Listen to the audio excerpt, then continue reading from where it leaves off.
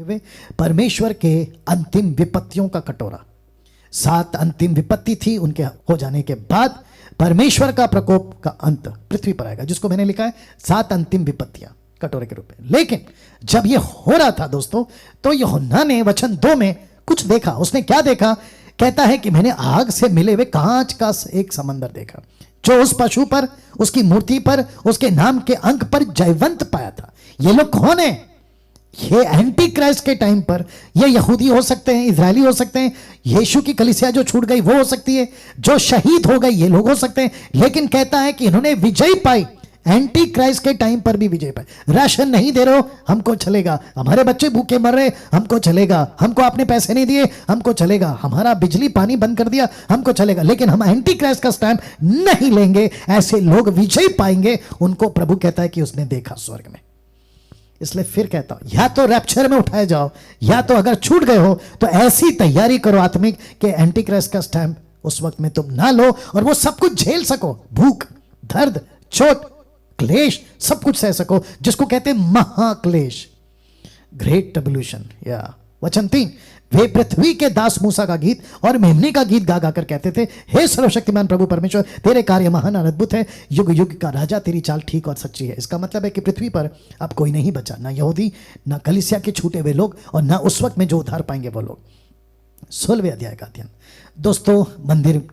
मंदिर में किसी को ऊंचे शब्द से 7 स्वर्गदूतों से ये कहते सुना, जाओ, कहता है जाओ और परमेश्वर के प्रकोप के कटोरों को पृथ्वी पर उंडेल दो। तो पहले ने जब उंडेला, ये चित्र देख लीजिएगा, उनके शरीर में फोड़े आ गए, ये चित्र देख लीजिएगा।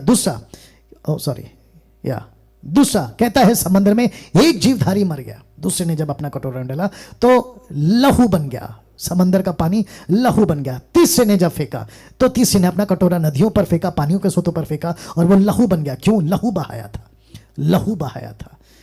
बहाया था, क्योंकि उन्होंने पवित्र लोगों का लहू बहाया था, भविष्यवक्ताओं का लहू बहाया था, और तूने उनको लहू पिलाया। चौथे स्वर्गदूत ने अपना कटोरा सूर्य पर उंडेल दिया। गर्मी बहुत फैल जाएगी, जबरदस्त गर्मी हो जाएगी, और जिसके चलते लोगों को झुलस देने का अधिकार है। ये देख लीजिएगा, लोग झुलस जाएंगे। एक तरफ फोड़े हैं, दूसरी तरफ पानी नहीं है, और तीसरी तरफ सूरज की रोशनी बढ़ जाएगी। अब आप सोच के देखिए क्या सताओ। किस पर है ये? एंटी क्राइस्ट के लोगों पर। किस पर है ये? लूसीफर के फॉलोवर्स पर। किस पर है ये सता? परमेश्वर का गुस्सा उन लोगों पर।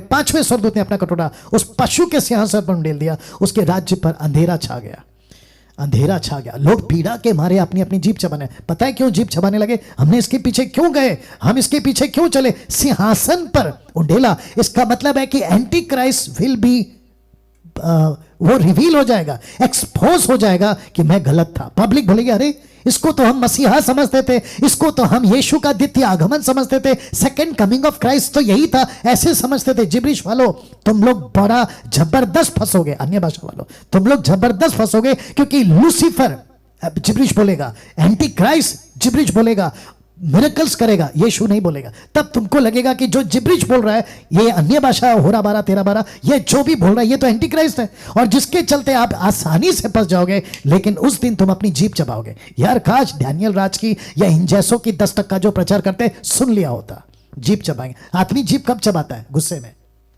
आदमी जीभ कब चबाता है? जब गलती हो जाती है। अरे यार, याद आया आपको कुछ? या तो एंटी क्राइस्ट के सिंहासन पर अंधेरा छा जाएगा, मतलब ही विल बी एक्सपोज्ड। 3.5 साल के बाद ही विल बी एक्सपोज्ड। अमेजिंग। 6वें स्वर्गदूत ने महानदी फुरात पर, याद आ गया फुरात, या उसने क्या किया? कटोरा उंडेला और वो सूख गया। दूसरे शब्दों में ऐसी पब्लिक तैयार हो जाएगी, ऐसी सेना तैयार हो जाएगी कठोरता से भरकर, जो परमेश्वर के मेमने के लिए, युद्ध के लिए तैयार हो जाएगी। और उसको कहते हैं the final war Armageddon. Red dragon, anti Christ, false prophet के मुंह से, लिखा है 16 का 13 में, इन तीनों के मुंह से, अजगर, पशु, झूठे भविष्यवक्ता के मुंह से 3 अशुद्ध आत्माओं को मेंढकों के रूप में निकलते देखा। क्यों? ये क्या करेंगे? ये चिन्ह दिखाएंगे।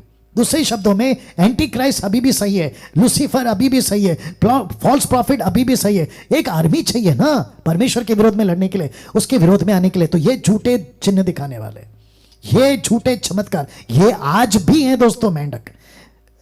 मेरे पास वक्त नहीं है कि इजिप्ट में फिरौन के पास में जो वर्शिप करते थे ना, कम से कम 2500 जो उनके आइडल्स थे, उसमें मेंढक भी था। Can you believe this? ना दोस्तों, वचन 17, सातवें स्वर्गदूत ने अपना कटोरा हवा पर उंडेल दिया। मंदिर के सिंहासन पर एक बड़ा शब्द हुआ, हो चुका। बिजलियां, शब्द, गर्जन, एक बड़ा भूकंप हुआ। जब ये मनुष्य एक पृथ्वी पर हुई, तब से कभी बड़ा भूकंप नहीं हुआ। दूसरे शब्दों में एक बहुत बड़ा बदलाव आ जाएगा पृथ्वी के ऊपर। भूकंप मतलब एक बहुत बड़ा चेंज आ जाएगा, पॉलिटिकली बहुत बड़ा चेंज आ जाएगा, जिसका जिक्र मैं